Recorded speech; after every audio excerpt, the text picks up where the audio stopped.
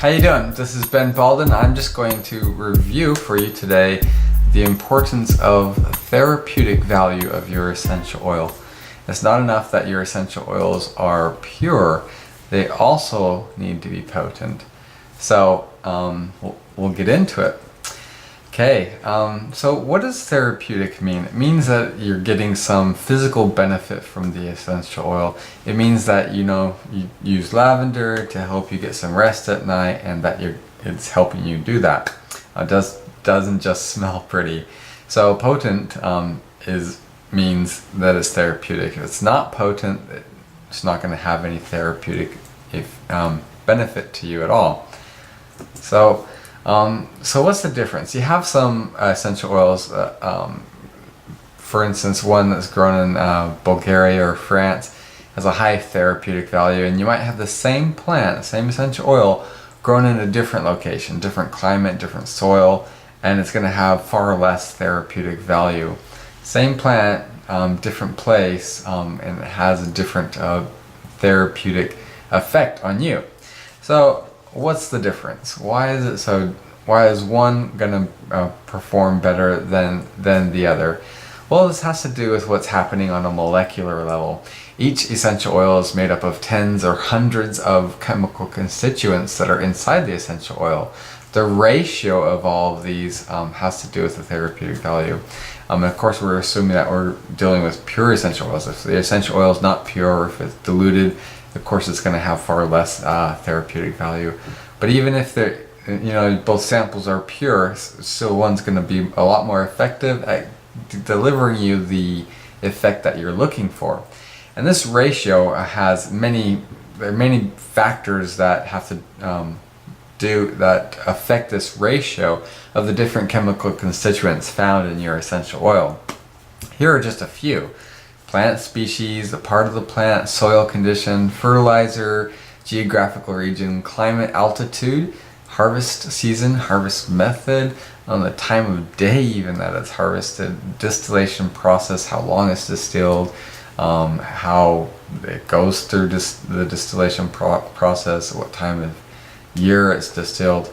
All those are really factors that have to do with will have an effect on the therapeutic value of your essential oil, and that is basically driven by what the chemical constituents are in your essential oil, and what the ratio is of each chemical constituent compared to the other ones that are in the essential oil. So mainly it has to do with the plant, its growing conditions, and the extraction methods, right?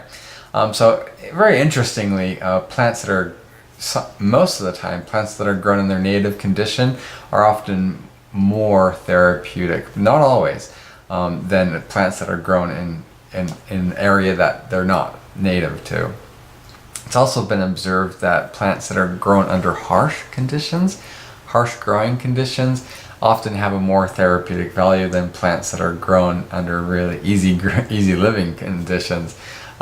Great examples of these are Hawaiian sandalwood, grown in stormy areas where it's had to withstand a lot of storms and rough life. The essential oils that come from that wood have a lot higher therapeutic value than in essential oil coming from sandalwood from other places where it's a lot better, doesn't have all these harsh conditions.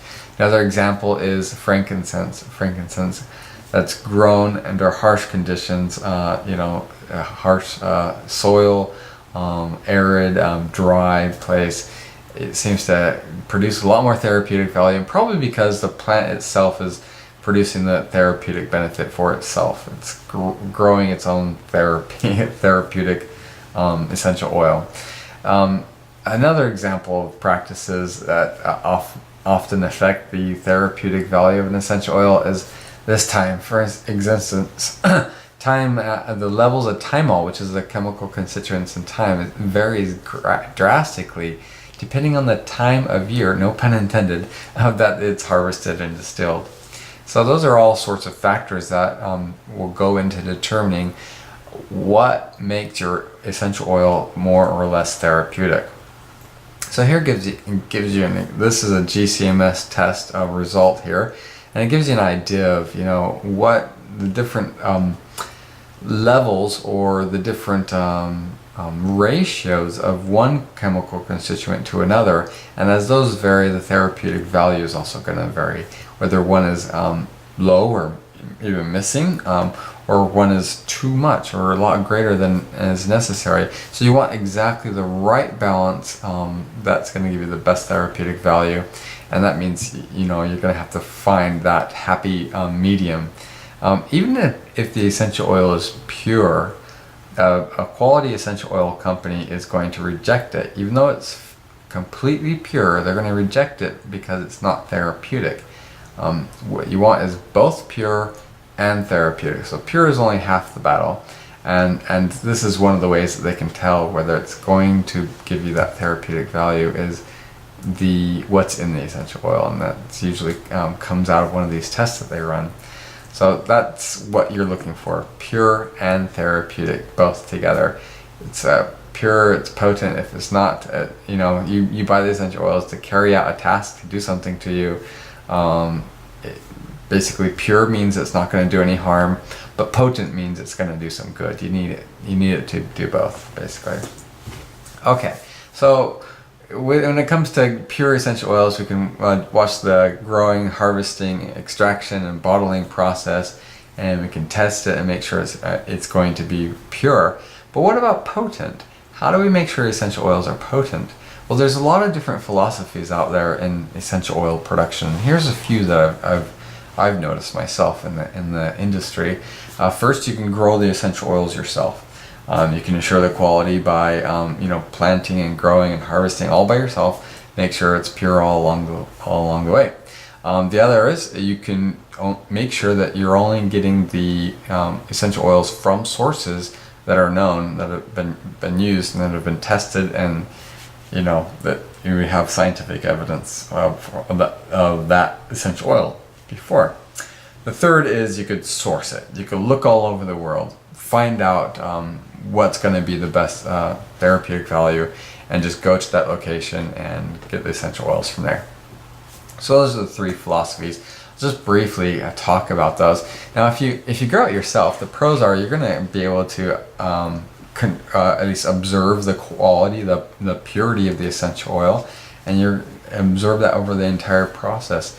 Sometimes you're growing the plants in your backyard, so the convenience of being able to grow it is secondary to the therapeutic benefit of the essential oil.